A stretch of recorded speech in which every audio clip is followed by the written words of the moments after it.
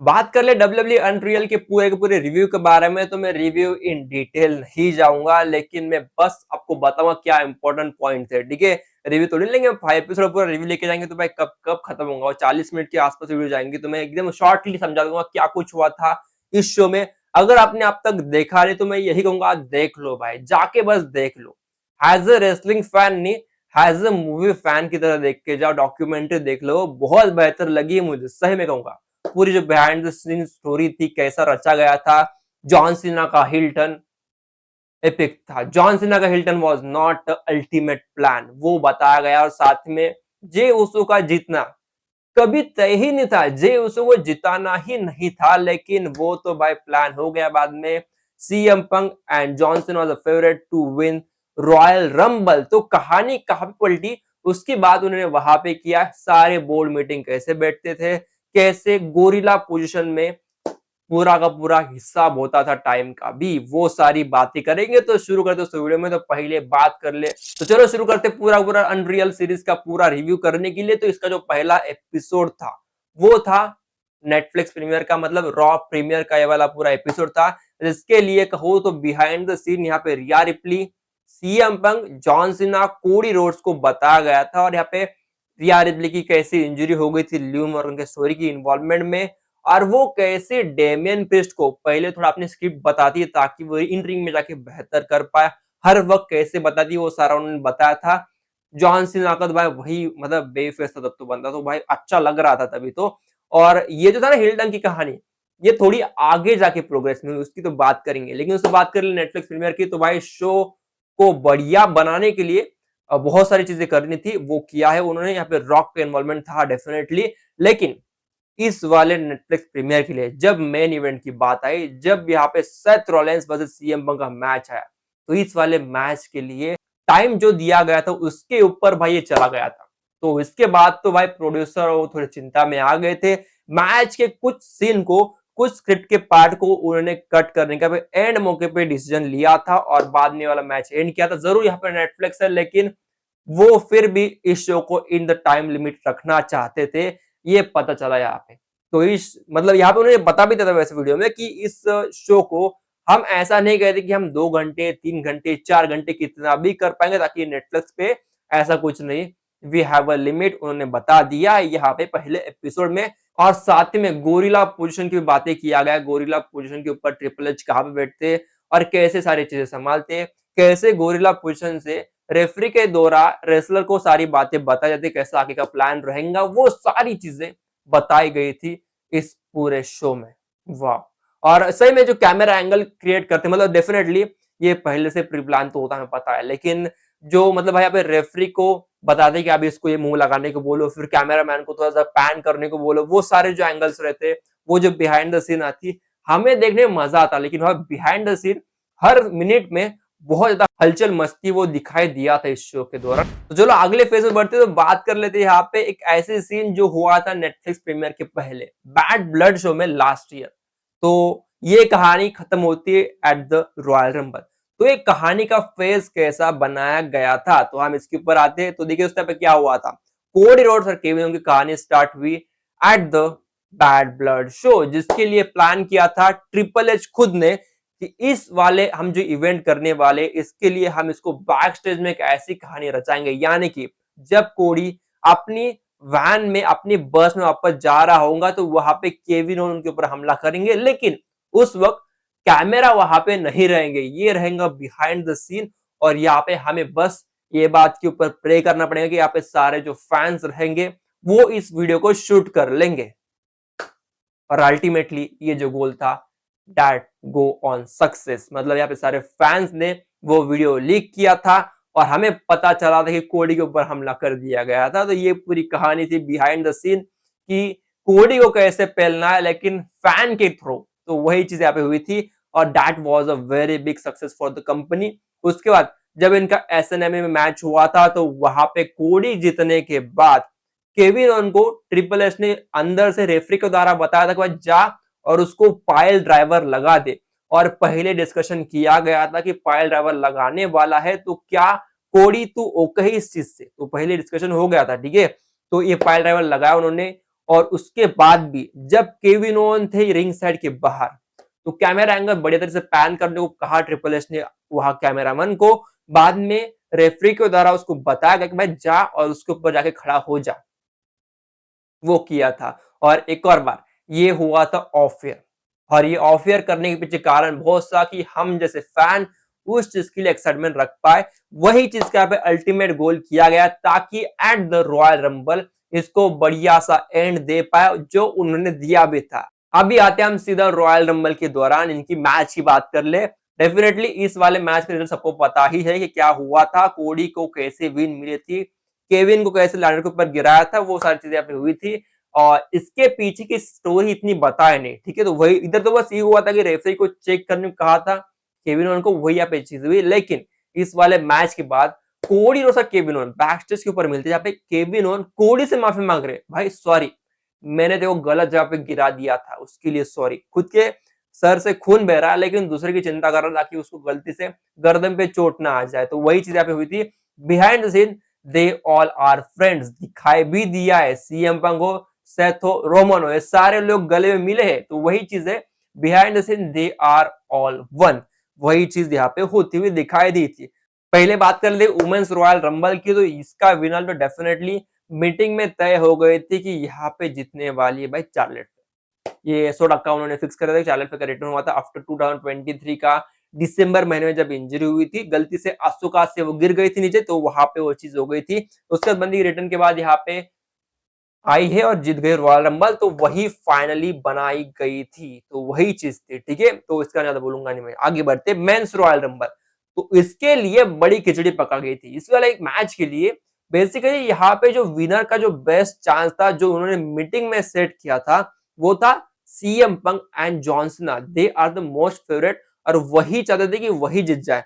लेकिन एक प्रोड्यूसर, एक राइटर ने बता दिया भाई देखो, अगर हम अभी के बारे में सोचे, अगर हम फैंस को शॉक देने के बारे में सोचे और उनको जो चाहिए वो देने के लिए हम देखते हैं, तो इसको बढ़िया कर पाएंगे।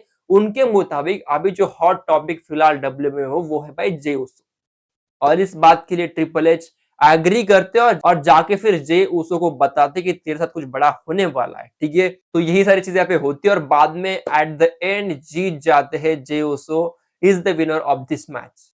वही हुआ है, हमने देखा भी क्या सारी चीजें हुई थी।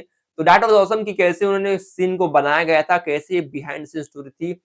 मैंने जरूर इन डिटेल नहीं बताया, लेकिन ऐसा ही कुछ था। मैं डिटेल नहीं जाऊंगा यार, मैं उस पूरे एपिसोड को कैसे रिव्यू करूँ ना, वही चीज है मैं कि आपको इन डिटेल बताऊं क्या कुछ होता, कैसे बातें हुई थी, कैसे बोले थे जॉन सीना। इतना नहीं, इतना नहीं है भाई, इतना नहीं। आप जाके देखो, मैं वही कहता हूँ, ठीक है। आगे बढ़ते, बात कर ले अगला जो सीन होता है वो है भाई एलिमिनेशन चेम्बर। चेम्बर का तो हमें सबको पता है क्या चीज है। तो पहले तो बात कर ले मीटिंग की। तो जब मीटिंग होती है सारे क्रिएटिव हेड्स की, क्रिएटिव के सारे मेंबर्स की, तो यहाँ पे वैसे चीज डिस्कस होती है क्या करे ऐसी अलग चीज की एलिमिनेशन चेम्बर सबसे बढ़िया शो हो जाए। तो इसका डिस्कशन स्टार्ट होता है। यहाँ पे जो बेसिकली प्लान था वो था जॉन सीना का जीतना। तो जॉन सीना के जीतने की बात अगर आती है तो इस वाले शो को जॉन सीना के जीतने के अलावा भी, क्योंकि ऑलरेडी फैंस को 99% पता था कि यहाँ पे जॉन सीना जीतने वाले, तो इस सारी चीजों के अलावा हम अलग क्या कर सकते हैं, वो यहाँ से मौका बनाता है। तो इसके बाद उनके मन में ख्याल आया कि हम रॉक को लेके आते, रॉक का इन्वॉल्वमेंट लेते। तो रॉक के जो क्रिएटिव टीम थे वो भी बैठ गए और उन्होंने भी प्लान करना स्टार्ट किया, हम कैसे चीजों के यहाँ पे डिस्कशन करेंगे। तो वहां पे एक आइडिया निकल के आती है कि क्यों ना सेल करे सोल किसी की तो पहले तो यहाँ पे कोडी का प्लान था, लेकिन बाद में अगर हमें और फैन को शॉक कर रहा है, और तो फिर उन्होंने ये वाले प्लान को चेंज करके सीना के ऊपर डाल दिया, और इसके लिए सीना का अप्रूवल बहुत जरूरी था। तो इधर ट्रिपल एच ने बात किया था पूरे क्रिएटिव हेड से, उनको ये आइडिया पसंद आ गया। फिर ट्रिपल एच ने बात की रॉक से, रॉक को ये आइडिया पसंद आ गया। फिर यहाँ पे उन्होंने बात की ट्रेविस स्कॉट से, Travis Scott was also agree, और एट देन जॉन सीना, और जॉन सीना ने बता दिया भाई देखो तुम्हें जो कुछ करना है कर लो, मैं जानता हूं तुम अच्छी कुछ चीजें करोगे, तो मुझे तुम्हारे पर पूरा भरोसा है, तो तुम जो कहोगे वो कर लेंगे। और जब जॉन सीना वाला प्लान सुना तो John Cena was also excited and agreed to this plan, और एट देन हिल्टन हुआ था, ठीक है। इस वाले पूरे सेटअप को प्लान किया था जहां पे सीना, कोडी, ट्रेविस स्कॉट और द रॉक और साथ ही में ट्रिपल एच बैठकर बातें कर रहे हैं कि इसको हम कैसे प्लान करेंगे, यहाँ पे कैसी चीजें होंगी तो ये सारी प्लानिंग किया था। हमने कभी देखा नहीं लेकिन ये चीजें हुई थी। और जब यह मोमेंट आया तो डेफिनेटली पहले सेट था कि ऐसा करेंगे और फिर वो हिल्टन हो जाएगा, और वो हुआ, और उसके लिए camera angle should be perfect. तो वो बहुत प्रिसाइज रखने के लिए ट्रिपल एच और पूरी टीम गोरिल्ला पोजीशन से बहुत कोशिश कर रही थी कि ताकि एक बेहतर एंगल मिल पाए, एक अच्छा शॉट लेने के लिए वो सारी चीजें यहाँ पे होती। फिर यहाँ पे जो ट्रेविस स्कॉट को अंत में मारने को बोला था पंच, वो भी उसके बात आती है। और हमने ये सुना भी था ना उस वक्त की ट्रेविस स्कॉट ने पंच इतने जोर से मारा था कि यहाँ पे कोडी के सर से खून बह रहा था और कोडी वाज एंग्री, लेकिन ऐसे कुछ चीजें हुई नहीं थी क्योंकि भाई बाद में देखिए जब यहाँ पे सारी चीजें हो गई तो कोडी रोड्स ने ट्रेविस स्कॉट के साथ फोन पे बातें किया था। Okay, that was a cool moment, और उन्होंने बातें एकदम नॉर्मली किया था, वैसे तो कुछ बड़ी बातें यहाँ पे हुई नहीं थी। ठीक है, वो सारी चीजें यहाँ पे दिखाई दिया था। आगे आगे बढ़ते बात कर ले वुमेन्स एलिमिनेशन चेंबर की बात कर लेंगे, तो हम यहाँ पर आ रहे हैं डेफिनेटली यहाँ पे नियोमी की जेड की बात कैसे हुई थी तो लेके आएंगे। तो डेफिनेटली ये हो चुका है कंफर्म कि नियोमी ने एक्सीडेंट सही में नहीं करवाया था, वो तो बस एक पार्ट ऑफ स्क्रिप्ट था, मतलब स्क्रिप्ट का भी पार्ट नहीं था, वो तो स्क्रिप्ट में डालना पड़ा था क्योंकि जेड गॉर्गिल वॉज इंजोर्ड अर्लियर, ना कि उस दौरान। तो जेड गॉर्गिल पहले से इंजोर्ड थी, बंदी को ब्रेक देना था, लेकिन उसके लिए एक बढ़िया स्टोरी लाइन बना के ब्रेक देना था। तो वहां पे एक सीन किया गया जहां पे नियोमी को उसको साथ टैग टीम में जोड़ना पड़ा था क्योंकि यहाँ पे जेड अवेलेबल नहीं थी, ऐसा पे रीजन दिया था जब रिंग के अंदर मैच स्टार्ट थी। और वहीं पे हमें दिखाया गया था कि जेड को किसी ने तो भी कार के ऊपर गिरा दिया। तो डब्ल्यू ने पहले इस मूवमेंट को ऐसा क्रिएट किया कि यहाँ पे live and Raquel was the real villain, लेकिन एट द चेंबर प्लान कुछ अलग ही था। डब्ल्यू वेट कर रही थी ताकि वहां पे क्लियरेंस मिल जाए जेड के इन रिंग रिटर्न के लिए, बस डब्ल्यू चीज का राह देख रही थी। और जब क्लियरेंस मिल गया और वो समय था एलिमिनेशन चेंबर का, तो वहां पे क्रिएटिव टीम ने प्लान सोचा क्यों ना उसके करीबी मेंबर को ही हम विलन बना दे, यानी कि नियोमी को ही हम विलन बना देंगे और उसको ही खिलाफ कर देंगे। वही सारी चीजें बाद में हमने देखा कैसे बंदी रिंग के अंदर आती है एलिमिनेशन चेंबर के मैच के दौरान, और यहाँ पे पेलती नियोमी को, और जो उन्होंने दरवाजे को ऐसे एकदम फेंक के मारा था नियोमी के ऊपर, वो भी सारा प्लान का हिस्सा था। और कितने देर तक बंदी को मुंडी पकड़ के ऐसे वहां पे मारना था ऑन दैट केज, वो सारी प्लानिंग हुई थी बिहाइंड द सीन, वो दिखाई दिया था। तो वो सारी चीजें दिखाई दिया था। डेफिनेटली दैट वाज ऑसम, पूरी की पूरी कहानी पता चली है ऑफ दिस एलिमिनेशन चेंबर। बढ़ते हैं अगले फेज और अंतिम फेज इस वीडियो का, जहां पे देखिए हम बात करने वाले रसलमेनिया की पूरी तैयारी कैसे हुई थी। और एक और चीज, जब इस रसलमेनिया के लिए मीटिंग किया गया था, उस मीटिंग का agenda was very different. CM Punk versus John Cena was a plan, और साथ में Roman rings versus Seth Rollins was a plan. लेकिन इस वाले मैच को चेंज करना पड़ा क्योंकि यहाँ पे हिल टर्न हो गया था जॉन सीना का। वही इसके पीछे कहानी बदलने को पड़ा था, मजबूरन करना पड़ा था, नहीं तो हम वो ट्रिपल थ्रेट नहीं सिंगल्स मैच देखते सेथ वर्सेस रोमन में, और वहां पे शायद से वो हिल टर्न का एंगल नहीं आता। तो इस सारी चीज में पॉल हेमन का इन्वॉल्वमेंट बहुत वेरी इंपॉर्टेंट। तो अगर बात करूं इसी चीज से पहले, तो पॉल हेमन का जब मैच की बात किया जाए, पॉल हेमन के बारे में बात किया जाए, तो चीज डिस्कशन में ऐसे चलेगी कि क्या करें हम अगर इस चीज को ऐसा एंगल बनाएंगे कि रोमन रिंग को तो धोखा देने से रहा पॉल हेमन, क्योंकि इतने साल से बंदा इसके साथ रहा है, हम इसको कभी छोटे स्टेज में नहीं कर पाएंगे। अभी हमें मौका मिला एट द रसलमेनिया इसको करने के लिए, तो कैसे करें? क्या हम इसको सीएम पंक के साथ दे दे? वही चीज यहाँ पे प्लानिंग में जा रही थी। Seth was not the option to go Paul Heyman, ये पहले से सेट था।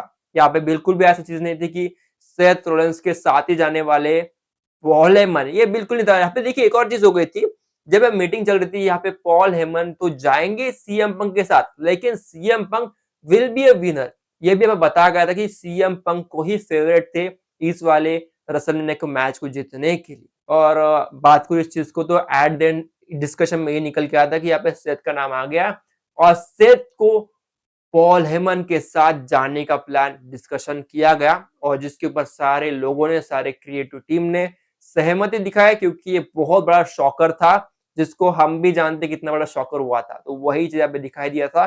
तो पहले बात कर ले नाइट वन का मैच, जो कि था Tiffany Stratton versus Charlotte Flair का, जिसके लिए ऑलरेडी प्री डिसाइडेड था कि यहाँ पे जीतने वाली टिफनी ही, हमें जरूर बताया नहीं, हमें नहीं बताया बैक स्टेज से क्या चीज हुई थी, हमें वो चीजें नहीं दिखाई गई है इन द अनरियल सीरीज भी। ओके, विनर की हमें बातें नहीं बताया है, कौन जीतेगा वो हमें बातें बिल्कुल नहीं बताई गई अनरियल शो में, ये बात ध्यान रखना। ओके, और इतना ही पता चला है कि यहाँ पे खुद रेसलर को भी लास्ट मोमेंट तक पता नहीं रहता है कौन जीतने वाला है। ठीक है, वही चीज यहाँ पे दिखाई दिया था और Charlotte fair was loser of that match और टिफनी ने अपना टाइटल रिटेन किया था, वो सारी चीजें दिखाई दी थी। और हाँ, जब यहाँ पे इन दोनों की बात कर रहा हूँ, तो जब इन दोनों का एक सेगमेंट होता है ऑन द स्मैकडाउन, तो यहाँ पे ओवर स्क्रिप्ट चली गई थी टिफनी, वो भी आपको बताया गया था और वहां पे ट्रिपल एच ने कहा था कि ये थोड़ा ज्यादा हो गया है, कहा था बंदे ने, आपने जरा पर्सनल ले लिया है। वो दिखाई भी दिया था वहां पे, क्योंकि वहां पे तो चार्लेट फ्लेयर को बू मिल रहा था, तो वो चीज को थोड़ा सा सॉर्ट आउट करने के लिए टिफनी ने कहा था, तो उस चीज को बड़ा खींचा नहीं, लेकिन एट दिन यहाँ पे जीत गई थी Tiffany Stratton at the WrestleMania. तो दोस्तों आगे बढ़ते बात कर ले मेन इवेंट की, तो वही चीज है कि जो था Roman CM Punk Seth Rollins का मैच, कहानी कैसी थी इस वाले चीज की, तो डेफिनेटली हमें पता नहीं था कैसा क्या चीज होगी, लेकिन पीछे से गोरिल्ला पोजीशन से आता है मैसेज कि अभी यहाँ पे पॉल हेमन अपने हाथ में स्टील चेयर लेगा, वहां पे वो चीज दिखाई देती है। फिर बंदी को अच्छा कैमरा पैन होता है, फिर एक वाइड एंगल लेते हैं, वो सारी चीजें वहां पे दिखाते हैं कैसा वो लेते हैं और कैसे वो चीजें फाइनलाइज होती, वो सारी चीजें वहां पे दिखाई दिया था। और बाद में यहाँ पे पहले तो वो रोमन को चेयर नहीं देते, सीएम पंक को देते, बाद में जब रोमन को देते हैं तो वो सारी चीजें बताई गई थी। और एट देन रोमन को चेयर देने, रोमन को एक लो ब्लो देने से पहले वहां पे ऑलरेडी क्रिएटिव टीम ने कहा था कि बढ़िया एंगल के लिए शूट करना है, तो एक बढ़िया वाइड एंगल लो ब्लो दिखना चाहिए, ऐसा एंगल देखना है, तो वो चीजें भी बेहतरीन थी। That was awesome. बाद में हमने देखा क्या कुछ चीजें हुई थी behind the scene backstage के ऊपर। सीएम पंक दिखाई दिए थे, वो भी अच्छे थे, अच्छे फेज में थे मैच के बाद। Seth Rollins was also in the good phase, वो सारी चीजें दिखाई दिया था। और रोमन रिंग को तो मैंने बहुत रेयरली देखा इस सीरीज में, सही में कहूंगा रोमन रिंग को नहीं देखा मैंने ज्यादा कुछ।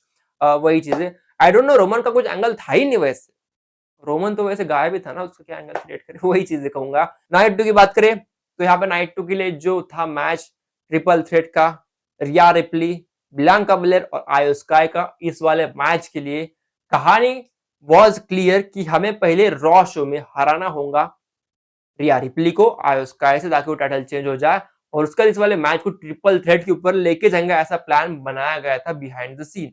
फिर बाद में जब मैच आता है, मैच के दौरान यहाँ पे बियांका बेलर के हाथ को चोट भी आती है, जहाँ पे behind the scene gorilla position से वहां पे चेकआउट करने को रेफरी को कहते भी है। इंजरी वाज लिटरली थोड़ी सी दुखने लायक थी, उनकी इंजरी थोड़ी फ्रैक्चर हो गई थी उनकी उंगली, वही चीज यहाँ पे बताई गई थी।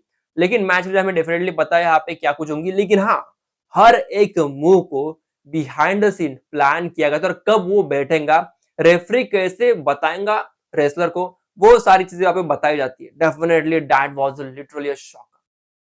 वाह, क्या चीजें, मतलब आप कब अपने पैर ऊपर करोगे, कब मूनसॉल्ट लगेगा, कब नहीं लगेगा, कब पिन करेगा, कब रेफरी रिंग के अंदर आएगा, ये सारी प्लानिंग होती पहले से ही। वाह, अच्छी थी वैसे ये चीजें। चलो अभी ये वाले मैच को हम रैप आउट कर लेते हैं, आगे बढ़ते हैं मेन इवेंट के लिए, जो कि था John Cena versus Cody Rhodes का match for this undisputed WWE championship का मैच था। इस वाले मैच की बिहाइंड द सीन स्टोरी तो एकदम सिंपल थी, लेकिन इस वाले मैच के लिए ट्रैविस स्कॉट को लाना था, वो सारी चीजें करानी थी और उसका बहुत इंपॉर्टेंट समय पे ऊपर वहां पे म्यूजिक बजाना भी था। तो वो सारी चीजें कैसे हुई थी, तो भाई देखिए यहाँ पे क्या चीज होती थी, डेफिनेटली थोड़ा इंटरेस्टिंग इसमें था। तो वैसे कहो तो इस वाले मैच की इतनी स्टोरी वैसे बनाई नहीं, उन्होंने कुछ बताया भी नहीं ज्यादा कुछ चीज इस वाले मैच के लिए क्या कुछ हुआ था, लेकिन मैच के पूरे पूरे जो पॉइंट्स थे, कब किसको कैसे मूव लगेंगे, वो यहाँ पे बताया जा रहा था from the back stage. Angle widening, angle panning कैसे कराना है कैमरा आगे, वो भी बिहाइंड द सीन से ही बताया जा रहा था। और जब ट्रैविस स्कॉट का म्यूजिक हिट होता है, तो जो वहां पे कैमरा को पैन कराना था वो करने को वहां पे बोला था, और रिंग के अंदर जाके कोडी वो पंच ट्रैविस स्कॉट का रोकेगा अपने हाथ से और फिर कोडी कटर उसको मारेगा, वो भी प्री प्लान ही था। और बाद में एट देन सीना कोडी को टाइटल शॉट मार के ये वाला टाइटल जीत लेगा, और यही चाहते थे जॉन सीना। यहाँ पे जॉन सीना के बीच में वीडियो क्लिप आती है, वो बताते हैं कि भाई देखो, मैं जानता था कि यहाँ पे कोडी को वो हील होना पसंद नहीं करते, लेकिन कोडी को हराना भी वो पसंद नहीं करने वाले, और लोग मुझे भी चाहते कि मैं जीत जाऊं। तो यहाँ पे लोग जो है ना, अगर मैं उसको मारता हूँ तो भी तकलीफ में, वो मुझे मारता है तो भी लोग तकलीफ में है, वो वहां पे दिखाई दे रहा था। और वही हमारा गोल था कि यहाँ पे ऑडियंस को थोड़ा सा ऐसा एंगल फिराए कि बाद में वो मेरे ऊपर टर्न हो जाए, वही यहाँ पे चीज थी। तो एट देन वही हुआ था, अपने बंदे ने वही किया है कि टाइटल शॉट मारा है ताकि वो जीत जाए, वही चीज अभी दिखाई दी। और फिर बाद में इस वाले एंगल को एंड करते हैं और बाद में ये शो भी एंड होता है। गले मिलते हैं और हर चीजें वैसे होती बिहाइंड द सीन, जो कि हर एक शो के बाद होती है, वो दिखाई दिया था। और एक और चीज बताना मैं भूल जाऊं उससे पहले, रेसलमेनिया 40 के लिए जब यहाँ पे कोडी रोड्स जीत गए थे, तो जीतने के बाद बंदे को जो है ना अपनी पिताजी की घड़ी जो उन्होंने सेल कर दी थी, वो घड़ी गिफ्ट कर दी थी ट्रिपल एच और उनकी क्रिएटिव टीम ने। ढूंढ कर उस बंदे को जिसको सेल किया था, उसको ढूंढा, उससे वो घड़ी खरीदी और फिर गिफ्ट किया था कोडी रोड्स को, जहाँ पे इमोशनल भी हो गए।